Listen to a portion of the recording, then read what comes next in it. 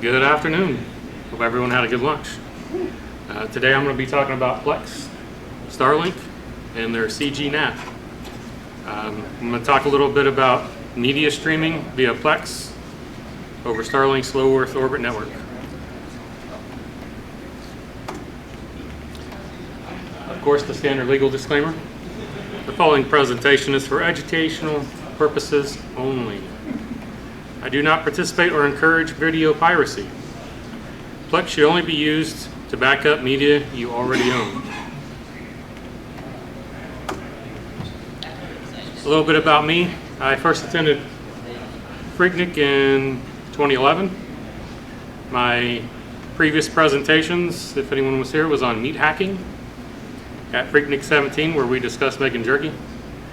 And then in PhreakNIC25, I discussed turning pins on the wood lathe. I have about 20-ish years in the IT field. 15 years of that I spent as a network admin at a small ISP. Currently, I'm working as an IT director for a rural local government.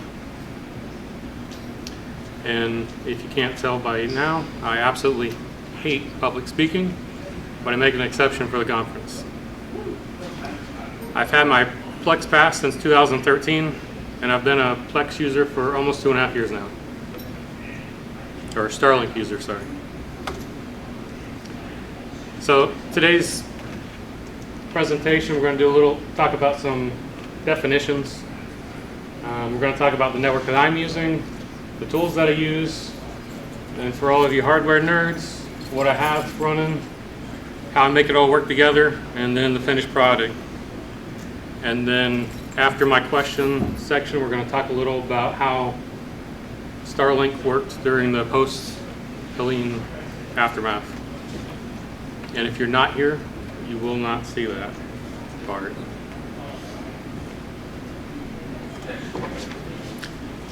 So, who here knows what Plex is? Okay, maybe I should say who doesn't know what Plex is. All right. So, for everyone that's watching online, there's standing room only in here, and everyone knows what Plex is. So, who here doesn't know what Starlink is?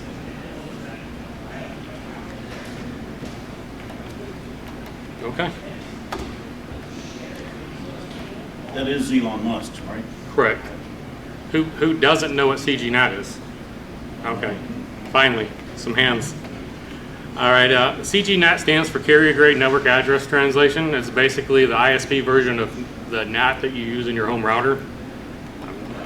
I honestly don't know what makes it better than your home router's NAT, besides they run it on more powerful hardware. But I don't really need to know that for this. So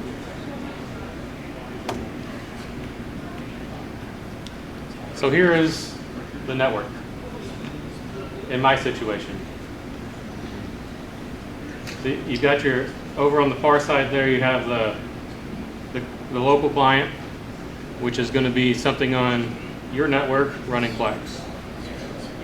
In my case, I'm running Ubiquiti Edge router that's also connected to an Unraid server and my Starlink modem.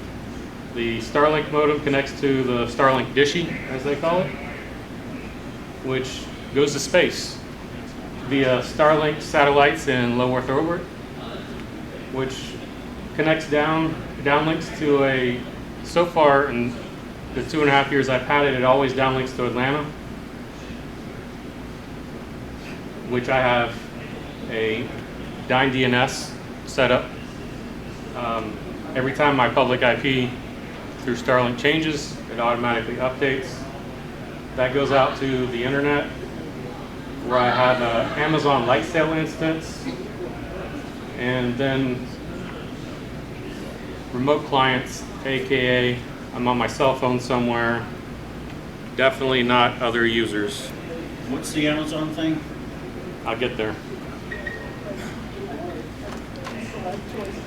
So the tools I'm using are an Unraid server, which has a Plex Media Server Docker running. and a Docker called DDNS Updater. My router is an Ubiquiti Edge Router X, and I had to install custom firmware on it that includes the WireGuard VPN client. And if you have a Edge router and you want to put that software on there, you can go to GitHub and get it. My AWS instance, at least 2.5 years ago, was the cheapest solution I found, and it's a light sail instance with a static IP address. It currently costs me about $7 a month because they started charging me extra for the static IP address. When I first was running, it was about $5 a month. The sole purpose of the AWS instance is to run the WireGuard server side and an Nginx proxy manager. I also I have a Cloudflare DNS set up. I used to use the Google DNS because it was easy, but they discontinued it, like all the good things that Google creates. So I switched over to the Cloudflare DNS, and obviously I'm not going to give you my true DNS, but for purposes of this demonstration, it has a DNS entry for vps.PhreakNIC25talks.com and a dynamic DNS entry for Starlink.PhreakNIC25talks.com. And then I have a CNAME that just points to that dynamic DNS. So here is some of the hardware I'm using. My Unraid server, I currently have 22 hard drives in it, 2 for parity, 2 SATA SSDs, 2 NVMe SSDs, gigabyte motherboard, 64 gigs of RAM, Ryzen 7 5700G. When I bought it, I hoped that they would add support for using the onboard graphics for transcoding. So far that hasn't happened. So when I upgraded my gaming rig, I threw in my 3070 Ti for hardware transcoding. It's been working great. I have 2 SAS cards in it for all the extra hard drives that I have connected. If I want to add very many more, I'm going to have to upgrade that 8i to a 16i. And I have a custom case that's designed for Chia mining. I used to have a Fractal big case, only supported like 20 drives. I wanted to keep growing, so I went out and looked for ways to expand. And the coolest thing I had was this case right here. It's designed for Chia mining, which I don't do, but top of it, the top third anyways, you host all the guts of the computer, motherboard, and everything. And then it has front and back 2 rows of 11 drives that it can hold. It'll support 44 drives. Unraid only supports 30, so I'm good to go. I also, back in 2013 when I started with a Synology NAS. It's run great. I think I've had 2 drives fail in 11 years. I'm running their proprietary RAID with the 2-disk fault tolerance. And I decided to move away from Synology because they're expensive. And they limit you to 108 terabyte volume size limit, at least on the one that I have. I am currently so close to a 1/4 petabyte but I don't have the money right now to buy another 2 drives, so I'm sitting at 242 terabytes of parity backed up storage. So let's talk about how it works in my situation. Y'all can there's probably a dozen different ways to do this, let me just say that. I installed the custom firmware from GitHub, configured WireGuard. There are detailed instructions out there on how to do it. I'm not going to walk you through all that. This is more of this is how I did it. If you also want to do it, here are some steps, but I'm not step by step walking you through it. Once it's configured on the router, also configure WireGuard on the AWS Lightsail instance. And you can verify everything by pinging the gateway from the VPS.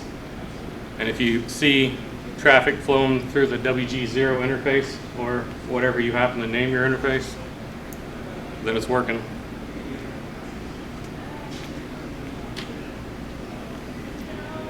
Here's a little flow.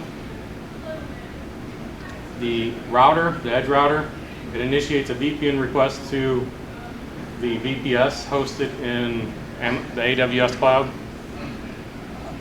So it flows through the Starlink modem, through Dishy, through the space, back down to Atlanta, through their POP in Atlanta, to the internet, up to Virginia where I have my AWS, and initiates the VPN. And it goes that way because with Starlink you do not have a dedicated public IP address. So the only way for Plex to consistently work is to have, you have to have a tunnel back into your network.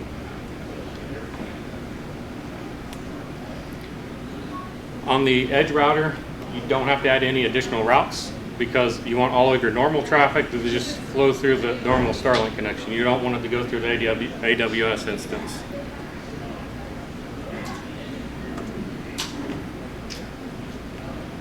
The next step I did was setting up an Nginx proxy manager, Docker, running on the AWS Lightsail instance. And it has a GUI and is very easy to figure out. It was much easier than trying to figure out how to do command line. I'm not that great with Linux, so having the GUI really helped. And you basically want to set up your DNS name that you're going to be putting into Plex, point it to your internal IP address, import, set up Let's Encrypt with public access, and you're good to go. Now the fun part is getting Plex to work correctly.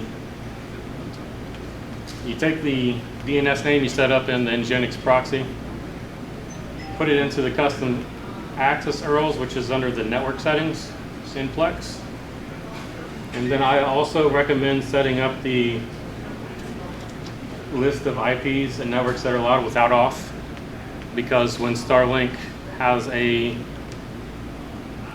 when you have a lot of bad weather, it's kind of like the dish network, where if there's a lot of clouds and stuff, the internet will quit working.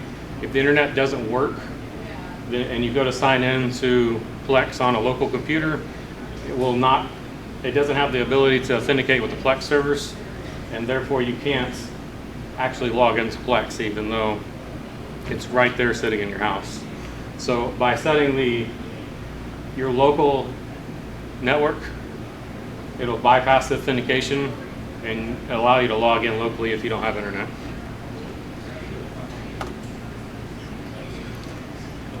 Another thing to keep in mind is this page. Everyone familiar with this page? It doesn't work properly when you use custom URLs. It always tells you that it's not available outside the network, even though it is. But this page, from what I can tell, solely checks to see if the public IP address on Starlink on port 32400 or whatever port you decide to use is publicly accessible. And if it's not, it's like, oh, it's not publicly accessible, this doesn't work. So don't let that scare you off. Just ignore it.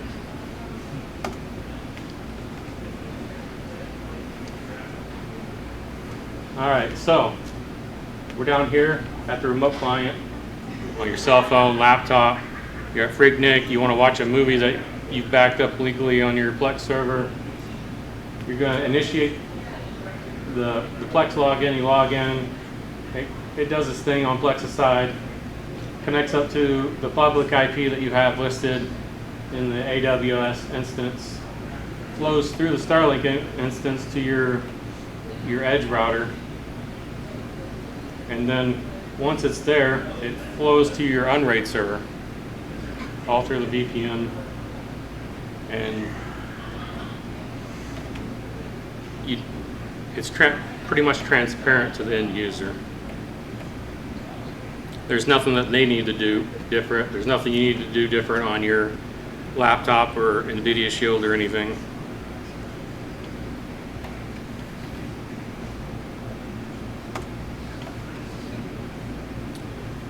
All right, are there any questions?